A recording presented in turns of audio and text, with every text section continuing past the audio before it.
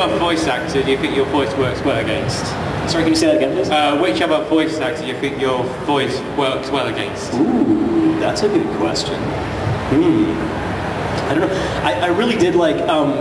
Did anybody see the live action Death Note movies? Have they come out yet? Did anybody actually watch the English tracks on them? No, of course not, right? Well, you know, when you get the DVD, watch the Japanese because it's awesome, and then wait a week or so, and then watch the English tracks because we got to do the they got the same cast to do the English tracks on those movies, which was a real treat for me because they did a limited theatrical release in the States and in Canada, where I'm from. So I actually got to watch. Well, I got to watch a movie and hear my voice coming through, and I thought me and Brian Drummond's voices actually worked really well together. There's another a voice actress that I've worked with for a long time. Her name's Kelly Sheridan. She was in Inuyasha. She's been in it. She's been in everything, but she perpetually plays my love interest. So and I've known her since I was maybe 14 years old. We did some theater together back in Vancouver. And so yeah, it's always a treat when I find out that Kelly's been cast as my love interest again. Yeah, but she still won't return my phone calls. So we talked earlier on about different characters within Death Note. Everyone's got that one part that they wish they could have done. Of all the other anime, of all the other series or games or anything, what's the one part that you wish you'd had the shot at? Ooh. Full Metal Alchemist would have been a cool show if it came up to Vancouver, but you got guys like Vic Mignogna working on that. So, once you see something like that, it's hard to be too bitter because they're all so great. So it's like, yes, I can't even see it any other way now. Inuyasha was a series that I really wanted to get on, but again, Richard Cox, landed the role of Inuyasha. And I did audition for Inuyasha because that was recorded in Vancouver, but Richard got it, and he's fantastic. So, what do you do? What do you do? Okay, any more questions? Lady at the back. Dash. Hi, we've heard that you're going to be doing Setsuna's voice in the Gundam Double O dub. Yeah. Could you say I am Gundam for us, please? Okay.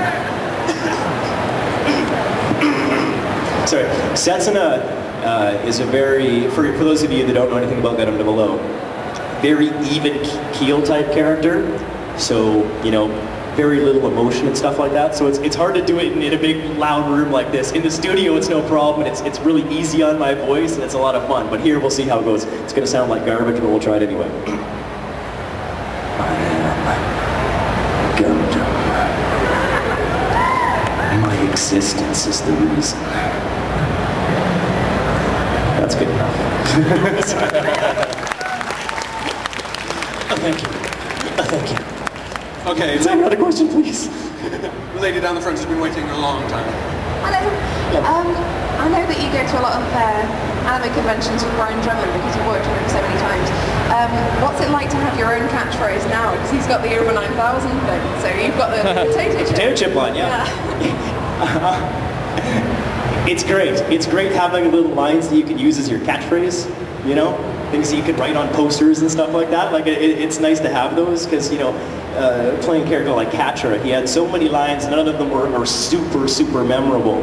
And then there's a line that involves a potato chip, and suddenly, people want to hear that all the time. And it's amazing how many potato chips I get fed if I go to a show. Here you go, here's a bag of chips. Oh, thanks. I'll put it with a stack back here. I'll get to them later. The only problem is I always do. I have a soft spot for junk food. So yeah, but I do admit it's still fun for me to say Brian's line. It's over 9,000! Because it's just awesome, right? But now I got my own. And it's potato chips, and I like potato chips, so it's all good. Okay, gentlemen. As an actor, how do you get into character? How do you feel like, for example, like Yagami, how do you, feel that you are him, vocally and spiritually and physically as well? Wow, that's heavy. Okay, I think I got a two-part answer for that question.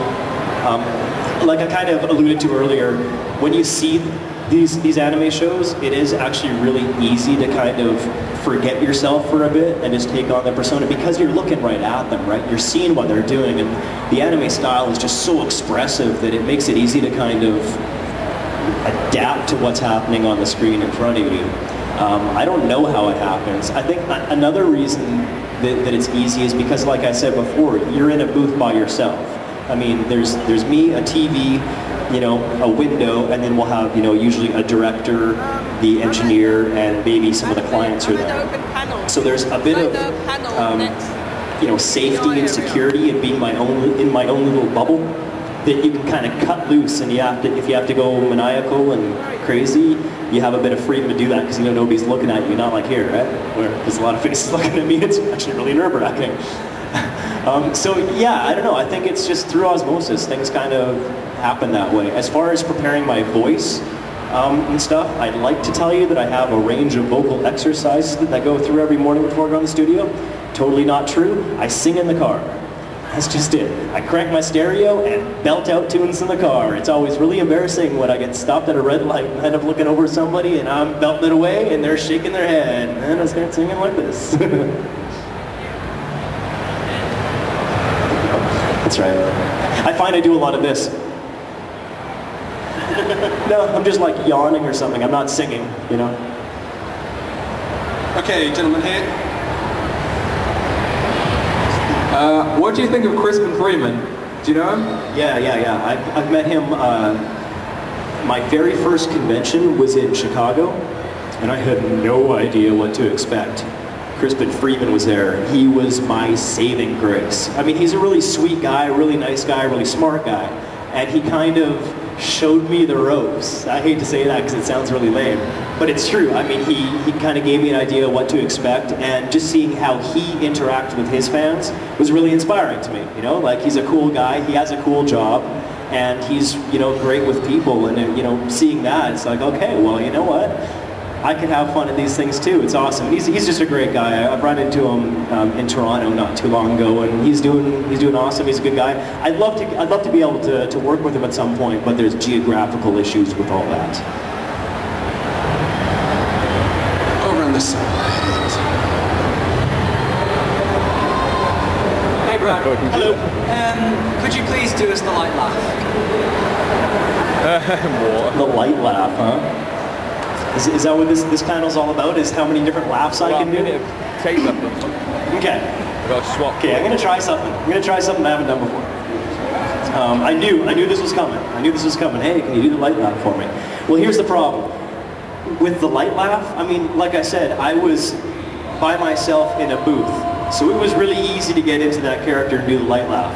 In front of all these people, me doing crazy maniacal laughter, a little nerve-wracking. So I'm gonna try something here. You ready for this laugh?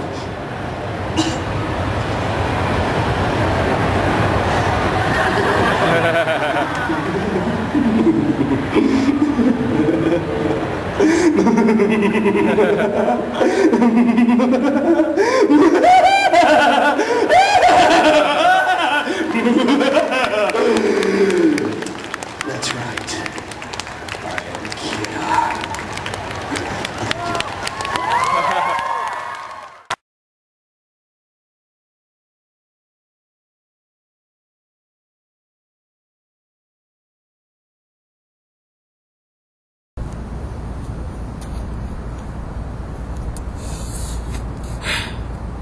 Life is for living, but Expo for cosplays, so beware.